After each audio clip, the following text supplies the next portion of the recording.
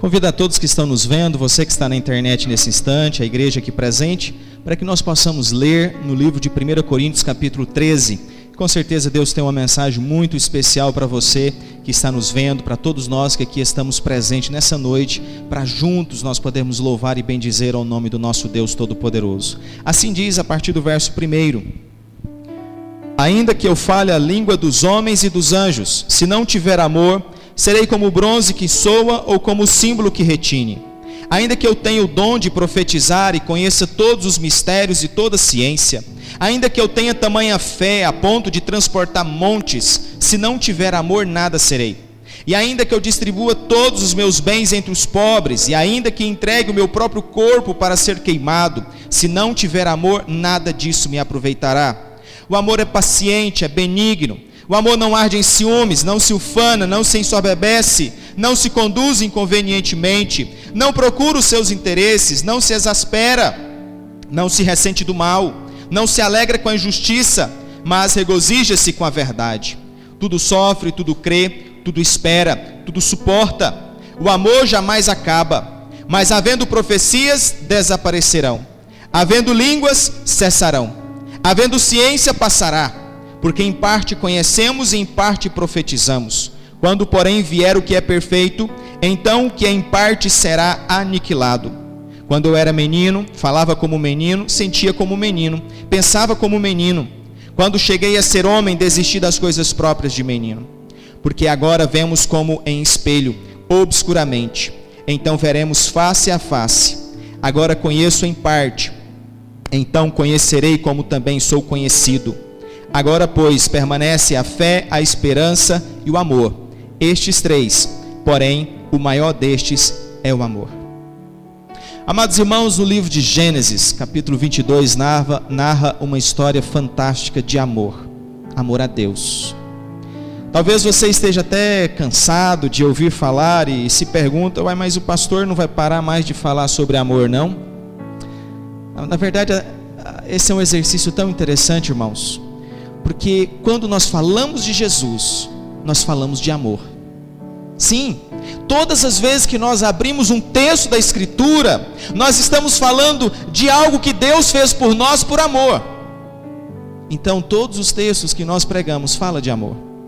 Mas nós temos enfatizado de uma maneira especial o amor uns aos outros. Como que quando nós amamos a Deus, nós estamos amando uns aos outros.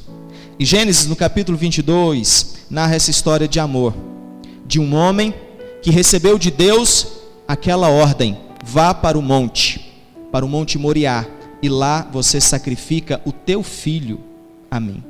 Era Abraão, com apenas um único filho, o filho da aliança, o filho da promessa que Deus havia prometido dar a ele. O presbítero José Pedro esteve lendo esse texto na nossa jornada de oração aqui.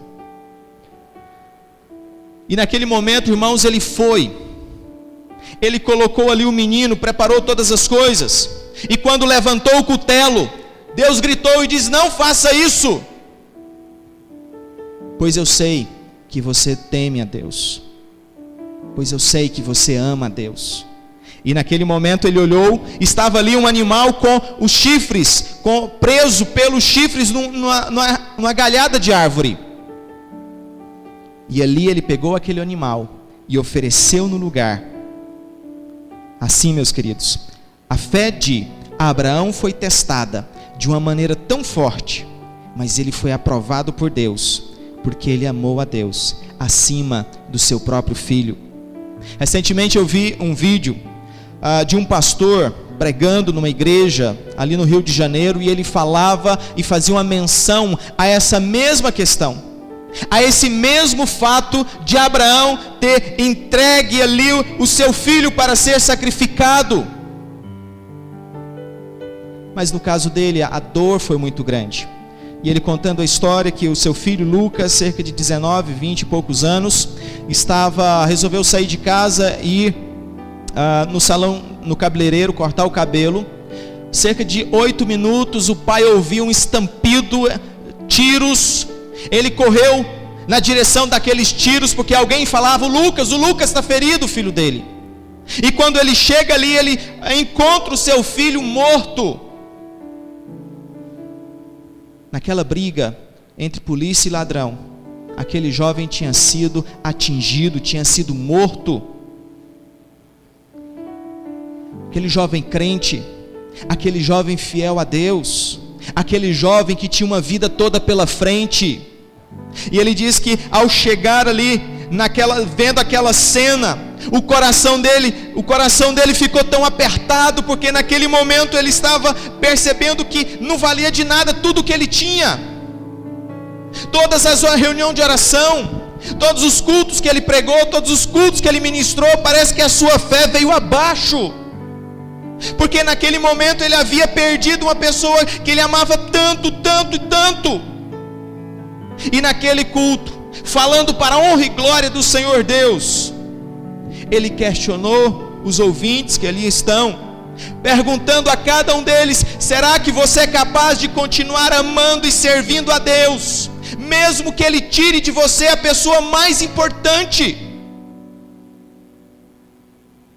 Será que você é capaz de continuar amando a Deus, mesmo que Ele tire a tua saúde, mesmo que Ele tire a tua carreira, a tua profissão, o teu pai, a tua mãe, teu filho?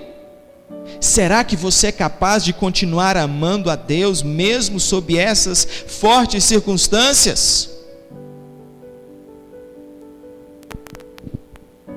Eu creio que nós precisamos fazer esse questionamento para nós hoje.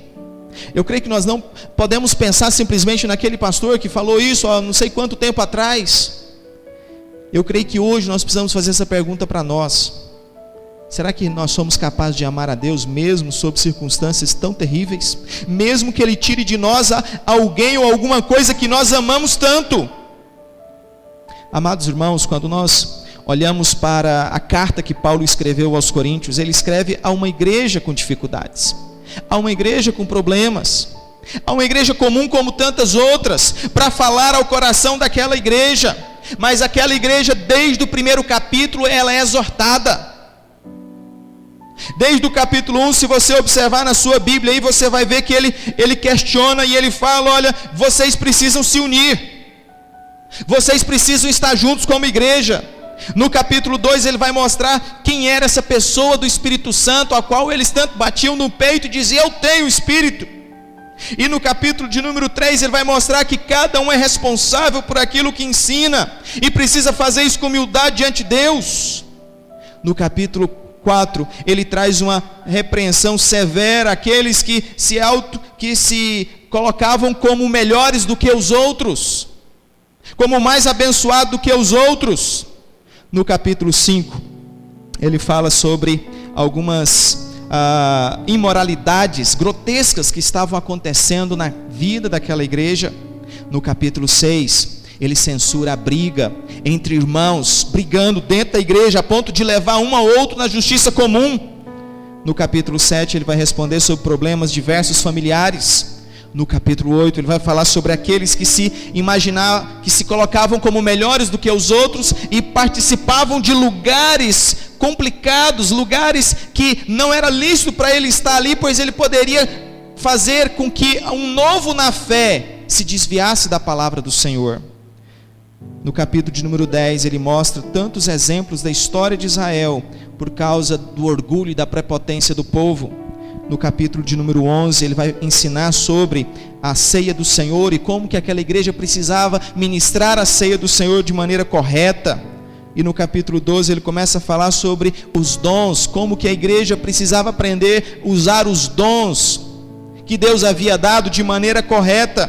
E por isso ele vai dizer que o amor é o caminho excelente. Ele chama de caminho sobremodo excelente. Ele diz, antes do verso 1 ele diz: eu passo a mostrar-vos ainda um caminho sobremodo excelente. Paulo está falando, meus queridos, de algo que precisa existir verdadeiramente nas nossas vidas: o amor. E aqui no capítulo 13 nós vemos 3 ensinamentos importantes de Paulo para o amor. O primeiro, ele fala sobre a importância do amor nos versos de 1 a 3. Nos versos de 1 a 3 ele vai mostrar como que o amor é importante, quando ele diz: eu passo a mostrar-vos ainda um caminho sobremodo excelente. Ainda que eu fale a língua dos homens e dos anjos, se eu não tiver amor, serei como o bronze que soa ou como o símbolo que retine. E no versículo de número 3 ele diz: e ainda que eu distribua todos os meus bens entre os pobres, e ainda que eu entregue o meu próprio corpo para ser queimado, se não tiver amor, nada disso me aproveitará. Ele fala de um caminho excelente, mostrando: caminhe por aqui. Eu vou mostrar uma caminhada, e eu quero que vocês caminhem nessa caminhada, algo perfeito, algo maravilhoso. E ele vai mostrar então e falar a respeito da importância do amor. O amor é o mais importante nessa longa caminhada da vida. O amor precisa ser vivido nas nossas vidas, em nossos corações. Eu poderia perguntar, vamos supor aqui, se eu fosse milionário, se eu fosse milionário e resolvesse distribuir todos os meus bens entre as pessoas carentes, certamente eu iria aparecer nos jornais, como atitude nobre, como alguém que doou todo o seu patrimônio, toda a sua fortuna. Seria entrevistados por veículos de comunicação dos mais famosos, que passam no Brasil inteiro, ficaria famoso. Mas isso duraria cerca de 1 ano, 2 anos no máximo. Ninguém mais se lembraria do que teria acontecido, do que eu fiz. Mas eu tenho certeza, se tudo que eu faço, ou se tudo que eu fiz foi verdadeiramente por amor às pessoas que Deus me deu, aí sim, Deus jamais vai esquecer o que eu fiz. As pessoas podem esquecer, a minha atitude pode cair no esquecimento completamente, mas Deus jamais vai esquecer, se eu fiz em amor. Por isso eu digo, não importa o que você tem nas mãos, use isso com amor. Não importa a quantidade de coisas que você tem nas mãos. Às vezes você olha para você e diz: mas pastor, eu não tenho absolutamente nada, tão pobre, tenho tantas necessidades. Não importa quantas coisas você tem, mesmo que você seja paupérrimo, o que importa é o que você tem. Você precisa usar isso com amor, para a glória de Deus, com amor. E quando nós vamos olhando um pouquinho mais esse texto, nós vamos perceber que Paulo mostra que o amor, ele é muito mais profundo do que aquilo que nós imaginamos.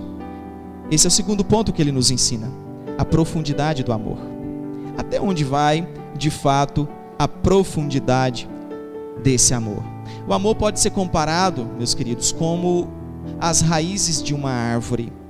Essas raízes, elas sustentam a árvore para que ela não caia. Essas raízes sustentam a árvore para que ela seja forte, e ela possa crescer, e ela possa dar frutos, e ela possa aguentar a tempestade. Eu posso dizer que o amor é como as raízes de uma árvore.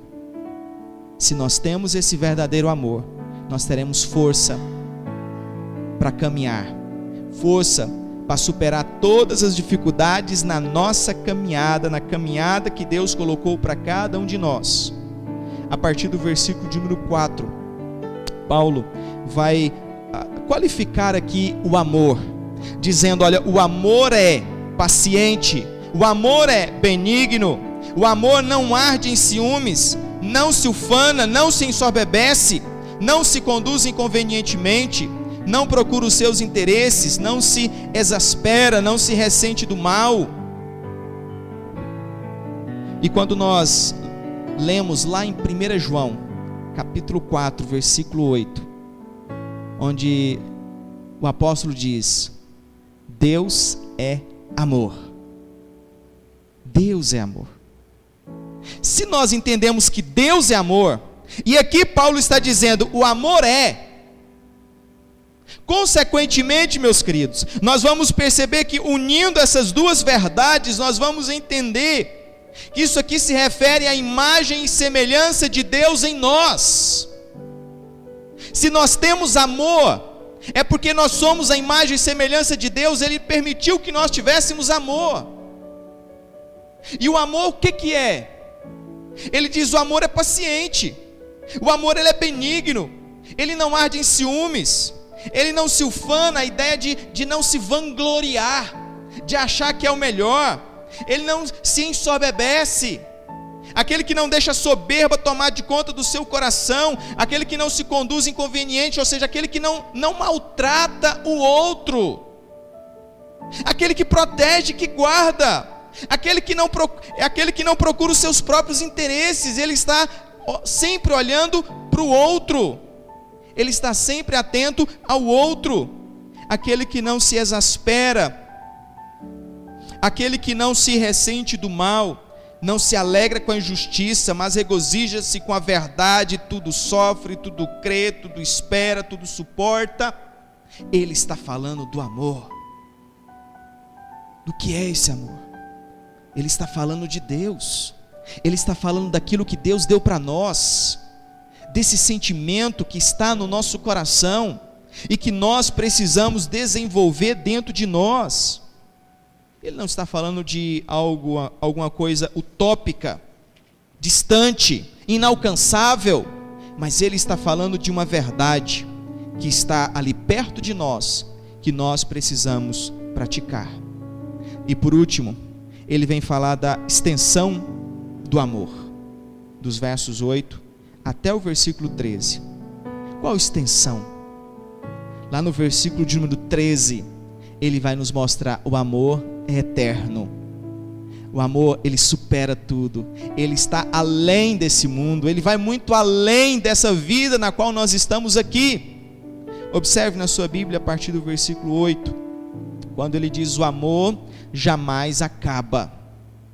Sim, é o que ele está falando, de fato, nem nessa vida, nem na outra, o amor jamais acaba. E aí ele vai citar algumas coisas pelas quais a igreja se envolvia tanto, com profecias, com línguas. Ele diz então, olha, mas havendo profecias, elas vão desaparecer, mesmo havendo línguas, elas vão cessar, mesmo havendo ciência, a ciência vai passar, porque em parte nós conhecemos, em parte profetizamos. Quando porém vier o que é perfeito, então que em parte será aniquilado. Deus se revelará completamente a nós na sua vinda. No versículo de número 11 ele diz, faz uma comparação: quando eu era menino, eu falava como menino, sentia como menino, pensava como menino, fazia as brincadeiras de menino, mas quando eu cheguei a ser homem, eu deixei das coisas próprias de menino, agora eu já sou adulto. Ele está dizendo, olha, o amor vai nos conduzindo para esse caminho, isso é eterno. Essas coisas das quais nós damos tanto valor aqui, tudo isso vai passar, mas uma delas jamais vai passar. Versículo 13, ele diz: agora, pois, permanece a fé, a esperança e o amor. Estes três, porém o maior destes é o amor. Porque a fé nós temos fé aqui neste mundo, mas lá no céu não vamos precisar mais exercer essa mesma fé, porque já estaremos vendo a Cristo, vendo a Deus face a face. A esperança é esse sentimento que nós nutrimos de um dia estar com Cristo, mas lá no céu, quando nós estivermos com Cristo, não precisaremos mais ter esperança, uma vez que Ele já estará ao nosso lado e nós estaremos ao lado dEle. Mas o amor, diz Paulo, nós vamos vivenciá-lo intensamente lá nos céus. O amor nós vamos vivenciá-lo intensamente lá nos céus. Por isso, meus amados, nós vamos perceber que Paulo está falando aqui nesse texto de coisas que devem ser prioridades para nós. Se o amor é algo que vai transcender esta vida, isso quer dizer que o amor precisa ser prioridade na minha vida. E eu preciso avaliar bem então as minhas prioridades. Pensemos, por exemplo, no trabalho. É uma prioridade, não é verdade? O trabalho é uma prioridade para nós. Mas se o meu trabalho ele está prejudicando a minha saúde, eu preciso rever como eu estou trabalhando. Se o meu trabalho está prejudicando a minha família, ao invés de colaborar com ela, eu preciso rever o meu trabalho. Como eu estou trabalhando? Se o meu trabalho está prejudicando o meu relacionamento com Deus, eu preciso rever a forma como eu estou trabalhando. Paulo está nos ensinando a pensarmos sobre prioridades, sobre aquilo que é importante. E aqui sim nós vamos cair nos nossos relacionamentos interpessoais, uns com os outros, com as pessoas que nós conhecemos, com aquela pessoa que Jesus nos ensinou a chamar de próximo, aquele que está próximo de nós. Não importa as barreiras étnicas, geográficas, religiosas, nós já aprendemos sobre isso aqui. Ele nos ensina a amar essas pessoas e a viver por elas. É por isso que, concluindo, irmãos, já partindo para o final, o nosso objetivo é chamar a atenção, a sua atenção, se nós realmente estamos amando do jeito que a Bíblia está nos ensinando. É por isso que nós lemos e falamos sobre vários textos, sobre diversos ângulos, momentos diferentes, pinceladas diferentes, para que nós possamos trazer à nossa mente que o amor é importante para a nossa vida. Mais do que importante, é essencial na nossa caminhada. Por isso é que nós perguntamos: será que você realmente entendeu isso? É por isso que nós precisamos continuar falando quantas vezes for necessário, até que de fato nós possamos aprender. Se eu amo a Deus, então eu vou tratar as pessoas como Deus me trata. Já pensou sobre isso? Se eu amo a Deus verdadeiramente, então eu vou tratar as pessoas como Deus me trata. E aqui é preciso que você olhe para a palavra do Senhor e entenda como Deus tem te tratado. Ah, pastor, mas Deus não olha para mim. Tanto sofrimento, tanta coisa ruim acontecendo, tanta dificuldade. Às vezes eu oro. Mas quando você abrir a Bíblia, você vai encontrar um Deus que entregou o seu próprio Filho para morrer numa cruz, por você, por cada um de nós que aqui estamos. E ele questiona através de Paulo, se ele foi capaz de entregar o próprio Filho, o bem mais precioso ele entregou para nós, ele por acaso não entregaria as outras coisas? Paulo questiona. Então, se eu amo a Deus verdadeiramente, eu vou tratar as pessoas como Deus me trata, com amor, um amor sacrificial. Se eu amo a Deus, vou fazer com as pessoas o que Deus fez comigo. Se eu amo a Deus, eu vou fazer com as pessoas que estão ao meu lado o mesmo que Deus fez comigo. Ele me ajudou. Ele me ajudou quando eu mais precisava de ajuda. Ele me ajudou quando eu precisava de socorro. Ele veio até mim, Ele estendeu as suas mãos, Ele me abraçou, Ele estava comigo. É isso que a Bíblia está nos ensinando, está ensinando para você. Viva intensamente esse amor de Deus a ponto de abraçar as pessoas como Deus te abraçou. Mesmo sendo aquele cara errado, aquela mulher complicada, difícil, mas Deus estava ali para te amar e te socorrer e te abraçar. É isso que a palavra de Deus está nos ensinando. Meus amados, eu creio que de fato nós só vamos conseguir compreender esse amor de Deus quando a gente conseguir tratar as pessoas como Deus nos trata. Aí, quando nós conseguirmos tratar as pessoas como Deus nos trata, nós vamos estar entendendo esse grande amor de Deus. Esteja atento a essa verdade. Mas eu às vezes fico por entender como que nós de fato estamos comunicando esse amor de Deus às pessoas, se nós tratamos as pessoas com amargura. Somos amargos uns com os outros. É tão ruim estar perto de uma pessoa amarga, de uma pessoa iracunda. Muitos até hoje criaram aquele negócio de bipolar, né? Eles escondem através da bipolaridade. A bipolaridade nada mais é do que a incapacidade de controlar a ira. Enquanto ele não conseguir ter domínio próprio sobre a ira. A bipolaridade vai sempre existir. Simplesmente a ação do pecado na vida do pecador, fazendo ele sofrer, mas não podemos esconder através dessa bipolaridade. Não, jamais. Nós precisamos tratar as pessoas como Deus nos trata. Ele é doce conosco, Ele é amoroso conosco, Ele está ao nosso lado. Por isso eu digo, meus queridos, pregue amor a todas as pessoas. Pregue amor a todas as pessoas. Se necessário, use palavras. Pregue amor a todas as pessoas. Se for necessário, use palavras. Você me entendeu? Nós pregamos amor é com a nossa vida, mais do que com as nossas palavras. É com a nossa vida. Por isso que nós chamamos a atenção nesse momento. O que realmente é mais importante na vida? Muitos podem pensar, não, o que é mais importante na vida é ganhar mais. Ter uma casa muito bonita, casar com alguém muito rico, né? Viver uma vida próspera, afortunado, ter uma carreira de sucesso, abrir o próprio negócio. Não.